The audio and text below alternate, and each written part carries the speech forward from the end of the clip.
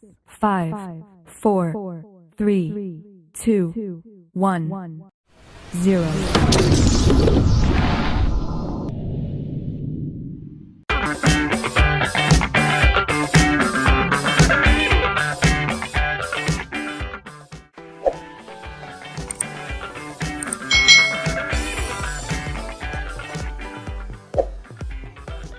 Hai,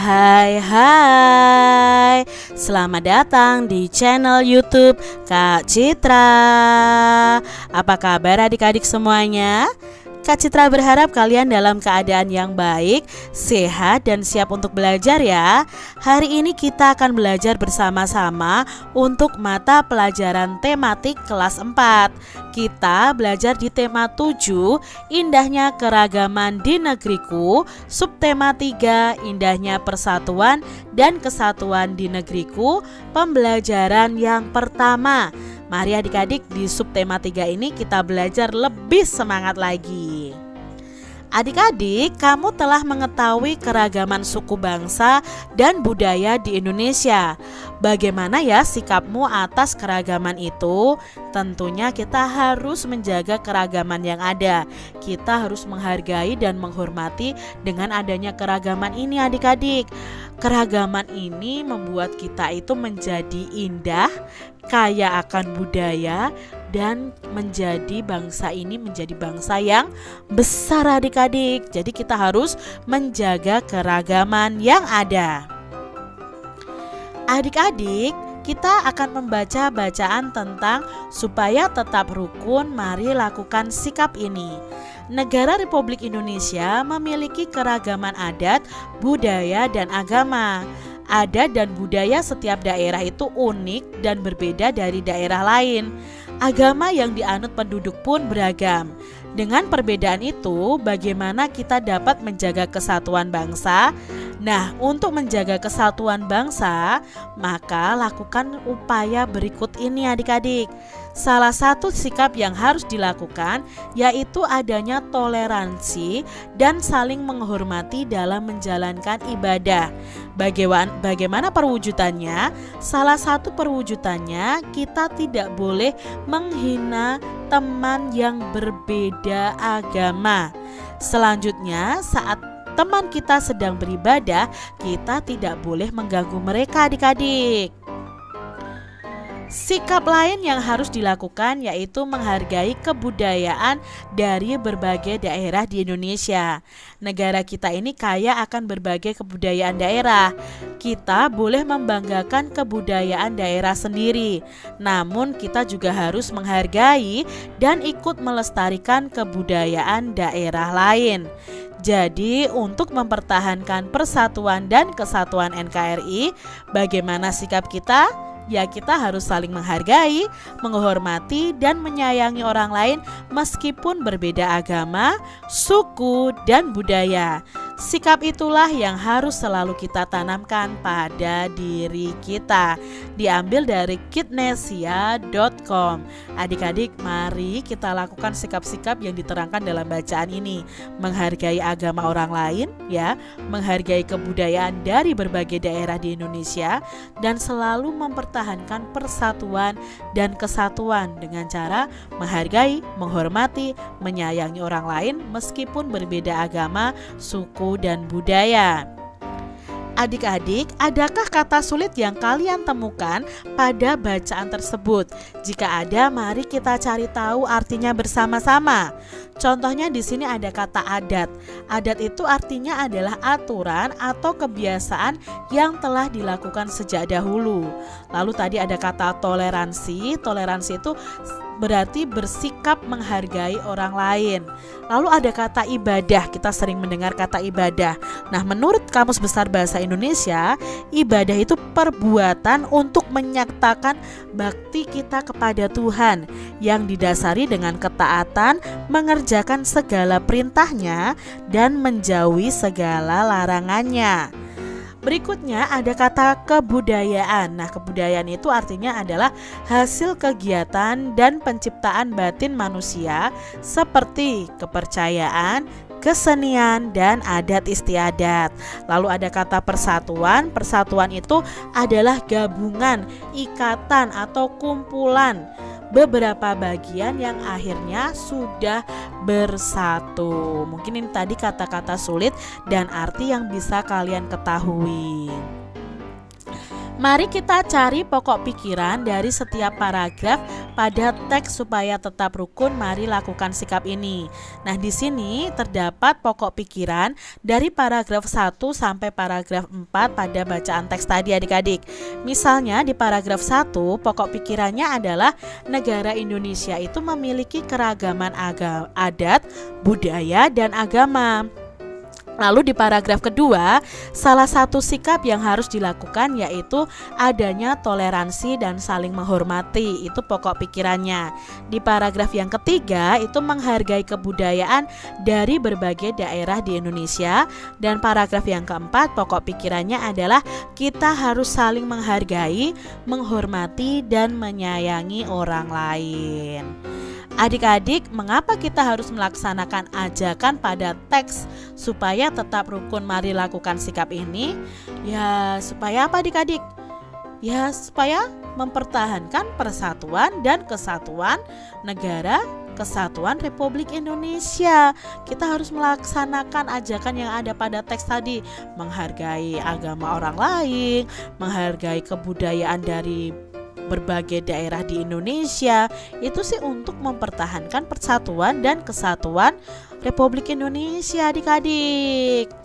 Nah, keragaman suku, bangsa, dan budaya di Indonesia menjadi magnet bagi para wisatawan. Pernahkah kamu mendengar atau membaca kalimat seperti itu?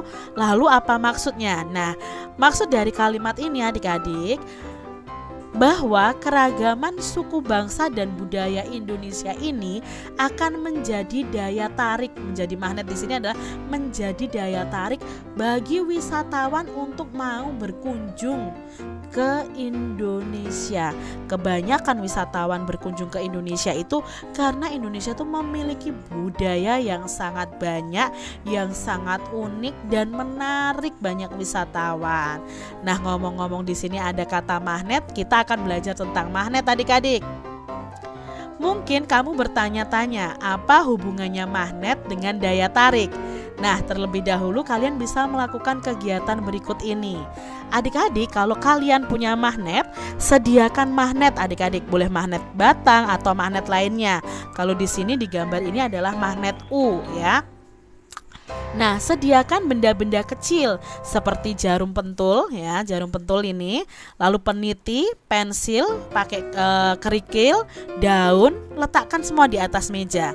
Lalu dekatkan magnet ini kepada benda kecil-kecil tersebut. Catatlah hasil pengamatan kalian, lalu kalian harus berhati-hati saat bekerja dengan jarum pentul dan peniti karena ini kan sangat tajam ya. Jangan sampai ada jarum pentul atau peniti yang jatuh ke lantai lalu kita injak, nanti akan berdarah ya adik-adik ya. Nah, dari percobaan ini apa yang terjadi saat magnet didekatkan pada benda-benda kecil yang kamu sediakan? Nah, yang terjadi ada beberapa benda yang ditarik oleh magnet dan ada beberapa benda yang tidak tertarik oleh magnet adik-adik. Benda apa yang dapat ditarik oleh magnet? Nah, benda yang bisa ditarik oleh magnet itu ada jarum pentul dan peniti. Berikutnya, benda apa yang tidak dapat ditarik oleh magnet? Nah, yang tidak bisa ditarik itu ya pensil, kerikil, dan daun. Adik-adik, magnet itu mempunyai kemampuan untuk menarik benda-benda yang terbuat dari logam. Tadi contohnya adalah jarum pentul dan peniti ya adik-adik yang bisa ditarik oleh magnet. Nah, sekarang kalian bisa melakukan kegiatan percobaan yang kedua. Sediakan 2 magnet batang ya. Magnet yang pertama dan magnet yang kedua. Ini magnet yang pertama, ini magnet yang kedua. Tandai ujung dari setiap batang magnet, misalnya salah satu batang ini ya kita tandai A dan B. Batang yang kedua juga, magnet yang kedua kita tandai A dan B. Lalu dekatkan ujung A dari magnet 1 ke ujung A juga pada magnet 2. Lalu apa yang terjadi? Lalu berikutnya dekatkan ujung A dari magnet 1 dengan ujung B dari magnet 2. Lalu amati yang terjadi. Yang kelima, dekatkan ujung B magnet 1 dengan ujung A magnet 2. Apa yang terjadi? Dan lalu dekatkan sama-sama ujung magnet B di magnet 1 dan magnet 2. Lalu apa yang terjadi? Nah, inilah yang terjadi adik-adik. Coba perhatikan apa sih bedanya? Ya. Lihat di sini, ketika magnet 1 yang B didekatkan dengan magnet 2 yang A, mereka itu saling melekat. Magnetnya akan menempel. Berbeda dengan yang ini. Magnet 1-nya B, magnet 2-nya B didekatkan, mereka tidak mau menempel. Mereka malah menjauh. Pernah tidak adik-adik menempelkan magnet, 2 potong magnet kalian tempelkan tapi tidak mau menempel? Ada yang mau menempel, ada yang tidak mau menempel. Nah, ini sistemnya seperti ini juga adik-adik. Mengapa kok bisa seperti ini? Yuk kita cari tahu bersama-sama. Jadi ketika ujung A magnet 1 diletakkan dengan ujung A magnet 2, jadi sama-sama namanya, kedua ujungnya akan saling menolak. Tetapi di sini kalau salah satu ujung magnetnya, misalnya magnet 1-nya A, magnet 2-nya B, kedua ujung tersebut akan saling menarik dan menempel. Yang ketiga, jika ujung B magnet 1 didekatkan dengan magnet ujung A magnet 2, ya akan menarik juga. Tetapi kalau didekatkan yang sama, ujung B dan ujung B dari magnet 1 dan magnet 2, mereka akan saling tolak menolak seperti ini adik-adik, tidak mau melekat. Nah, kesimpulannya apa? Oh, ternyata di ujung magnet itu kalau kita dekatkan dengan magnet yang lain yang senama, otomatis mereka akan menolak. Tetapi kalau mereka tidak senama, ya ujungnya tidak sama, mereka akan saling menarik.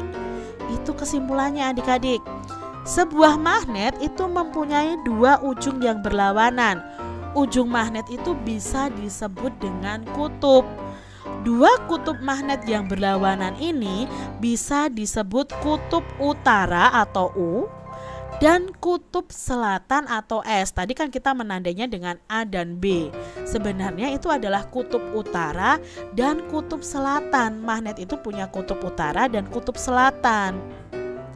Nah, jika 2 buah magnet didekatkan pada kutub yang sama, seperti ini ya, magnet B dengan B, maka yang terjadi adalah tolak menolak. Mereka akan saling menjauh kalau kutubnya didekatkan yang sama.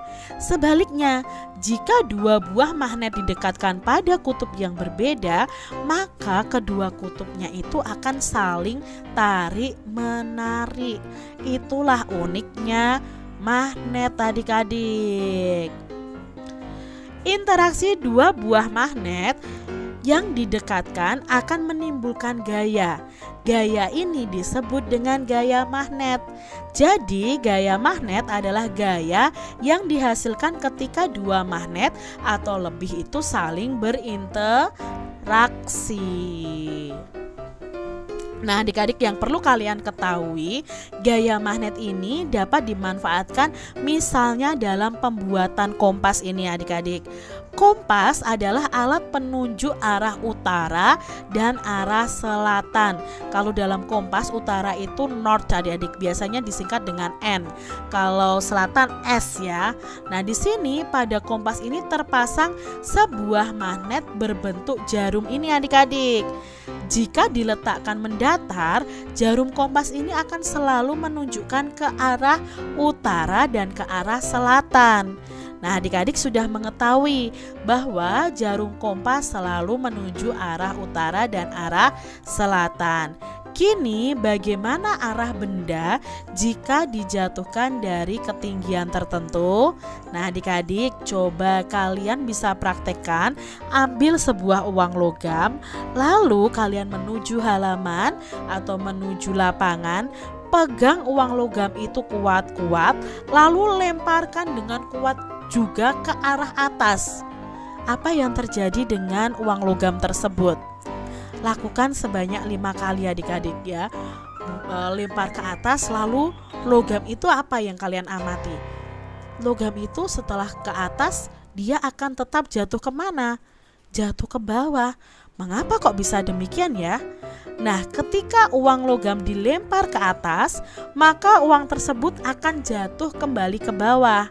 Nah, uang jatuh kembali ke bawah ini karena adanya gaya gravitasi bumi atau gaya tarik bumi. Jadi gaya gravitasi bumi ini menyebabkan semua benda apapun pasti kalau jatuh itu ke arah bawah. Semua benda yang dilempar ke atas akan jatuh kembali ke tanah, misalnya saja bola, pensil, penghapus, dan kertas akan jatuh ke tanah setelah dilemparkan ke atas. Jadi karena ada gaya tarik bumi ini, gaya gravitasi bumi ini, semua benda yang dilempar ke atas atau jatuh pasti arahnya ke bawah. Nah, adik-adik, uang logam yang dilempar kuat-kuat ke atas akan kembali ke bumi. Bayangkan jika uang itu tidak kembali lagi ke bumi dan terus terbang jauh ke angkasa, maka kamu akan kehilangan uang logam itu adik-adik.